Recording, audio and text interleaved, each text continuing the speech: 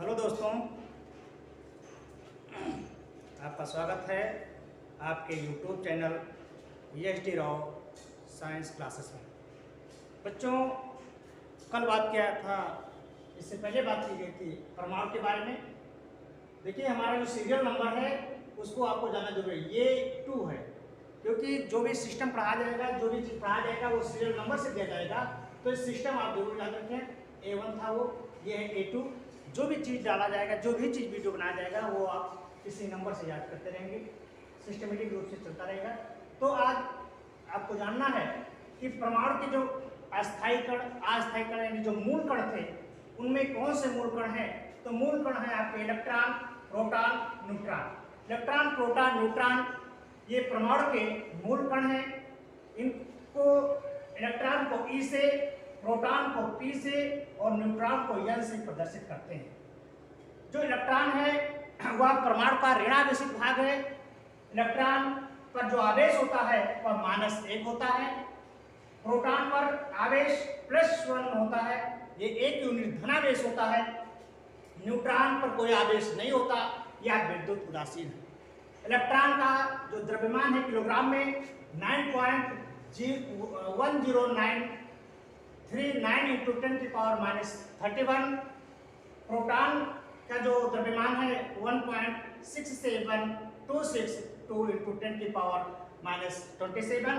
और न्यूट्रॉन जो N प्रतीक है, कोई आवेश नहीं है उसके ऊपर, और उसका द्रव्यमान 1.67493 × 10⁻27। इलेक्ट्रॉन की खोज किसने की? इलेक्ट्रॉन की खोज J.J. थॉम्सन नामक वैज्ञानिक ने की। प्रोटॉन की खोज रदरफोर्ड नामक वैज्ञानिक ने की। न्यूट्रॉन की खोज चैडविक यानी जेम्स चैडविक नामक वैज्ञानिक ने की। तो यहाँ पर तीनों कण आपके याद हुए, इलेक्ट्रॉन, प्रोटॉन और न्यूट्रॉन। अगला है आपका कैथोड किरणें या इलेक्ट्रॉन की खोज। कैथोड किरणें या इलेक्ट्रॉन की खोज। कैथोड किरणें, कैथोड किरणें यानी और इलेक्ट्रॉन की खोज।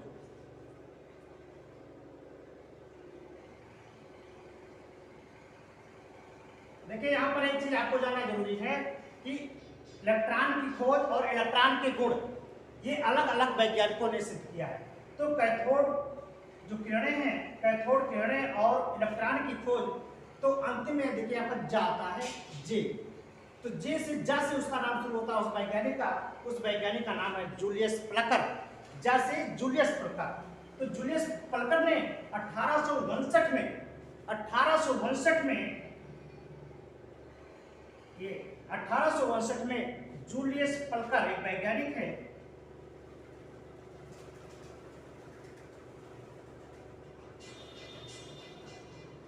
1859 में एक वैज्ञानिक जूलियस प्लकर है। उन्होंने एक विद्युत विसर्जन नली में एक गैस को प्रवाहित किया। देखिए किस तरह से विद्युत विसर्जन नली में कम दाब पर उच्च ताप प्रवाहित किया, यानी उच्च वोल्टेज पर प्रवाहित किया। तो उसमें से कुछ किरणें, कुछ प्रदीप तुमको दिखाई दी। वो इस तरह से देखिए, एक उन्होंने विद्युत विसर्जन नली ली,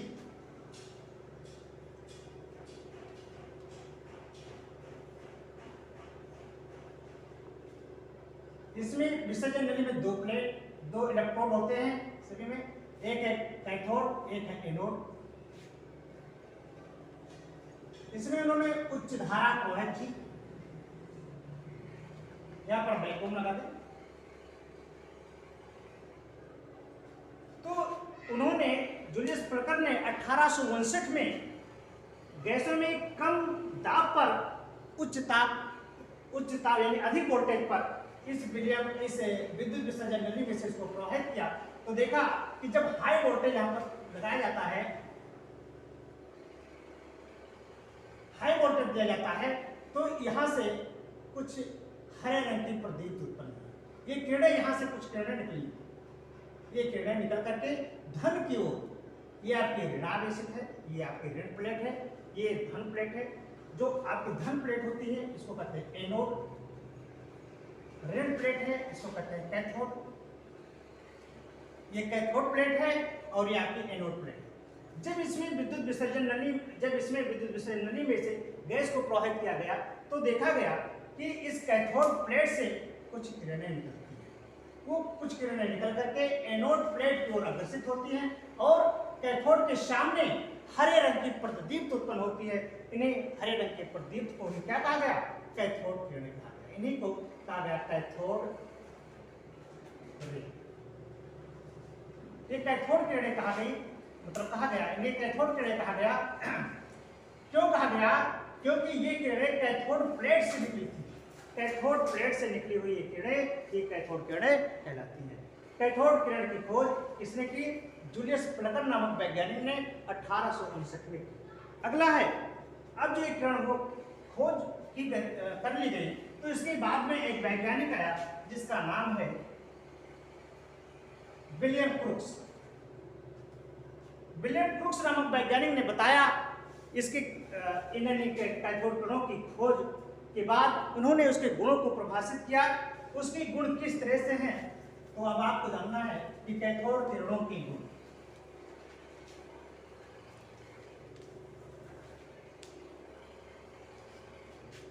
अगला है आपका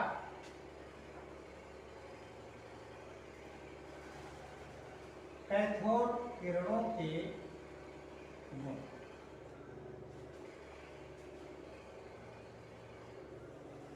क्वालिटी ऑफ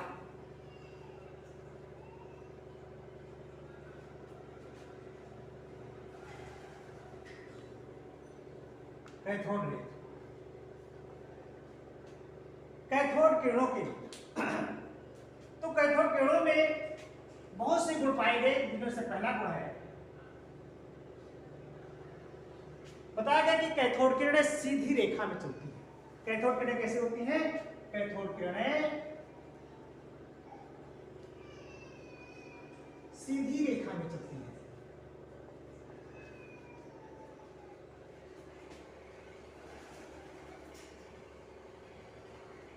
ये बात कंफर्म करने के लिए उन्होंने प्रयोग द्वारा सिद्ध किया कि किस तरह से कैथोड किरणें सीधी रेखा में चलती हैं। उन्होंने एक विद्युत विसर्जन नली ली। विसर्जन नली में उन्होंने वही प्लेट ले लिया, इसमें से हाई वोल्टेज प्रवाहित कर दी।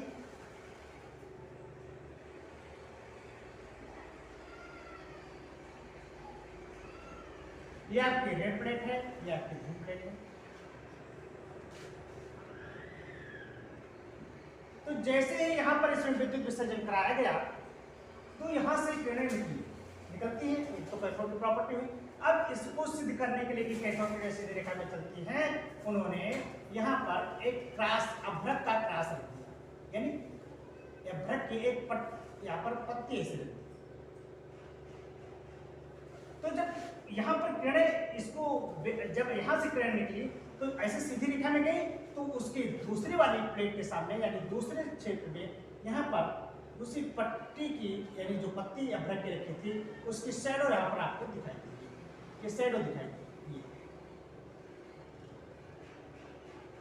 ये उसकी यानी छाया, शैडो अभ्रक की जो यहाँ पर लगाया था, कैथोड प्लेट के सामने जो रख दिया था, उसकी शैडो उसको दिखाई दी। इसका मतलब ये सिद्ध हुआ कि जो कैथोड किरण है वह सीधी रेखा में चलती है। पहली बात वो हो गई कि कैथोड किरणें सीधी रेखा में चलती है। दूसरा है, कैथोड किरणें अति सूक्ष्म कणों से मिलकर के बनी है। उन्होंने बताया, अगला गुण दिया कि कैथोड किरणें अति सूक्ष्म कणों से मिलकर के बनी है। कैथोड किरणें अति सूक्ष्म कणों से मिलकर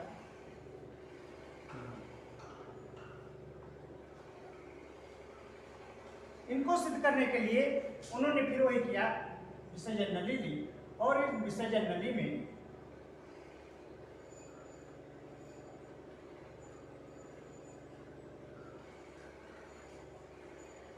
उन्होंने एक हल्के पिन व्हील यहाँ पर रख दिया।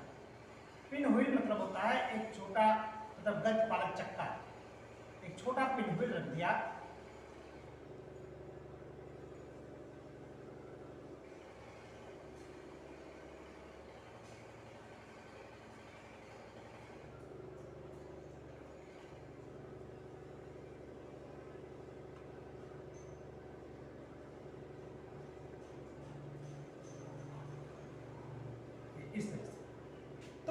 मोमेंट रख दिया और जैसे ही इसमें विद्युत विसर्जन कराया गया तो क्या होता है कि ये देखिए ऐसे, तो जैसे इसे विद्युत विसर्जन कराया गया तो ये जाकर के इसकी पंखुड़ी को यहाँ घुमा दिया, अगले वाले को यहाँ घुमा दिया, अगली जो आई किरण यहाँ घुमा दिया, ऐसे ऐसे इसमें एक मूवमेंट हो गया, मतलब इसमें एक गति होना शुरू कर दी। ऐसे इन्होंने गति करना शुरू कर दिया, ये पहिया घूमना शुरू कर दिया। इससे सिद्ध होता है कि ये कैथोड किरणें अति सूक्ष्म कणों से मिलकर के बनी होती है। ये कैथोड किरणें अति सूक्ष्म कणों से मिलकर के बनी थी, ये दूसरी पुष्टि हुई। तीसरा उन्होंने बताया कि कैथोड किरणें चुंबकीय क्षेत्रों में विक्षेपित हो जाती है। उन्होंने बताया कि जो हमारी जो कैथोड किरणें हैं तो क्या होती हैं, चुंबकीय क्षेत्रों में विक्षेपित हो जाती हैं।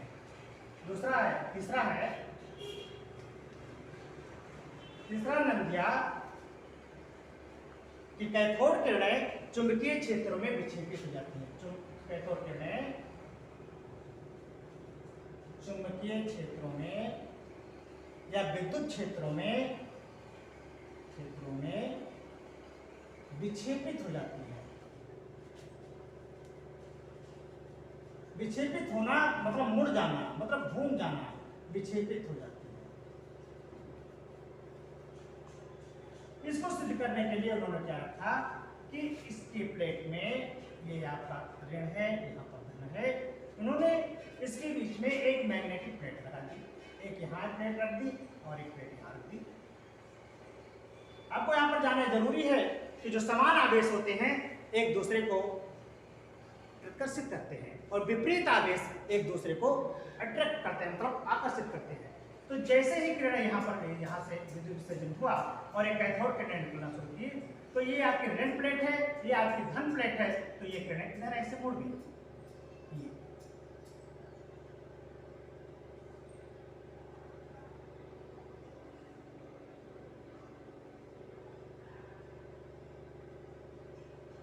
ये किरणें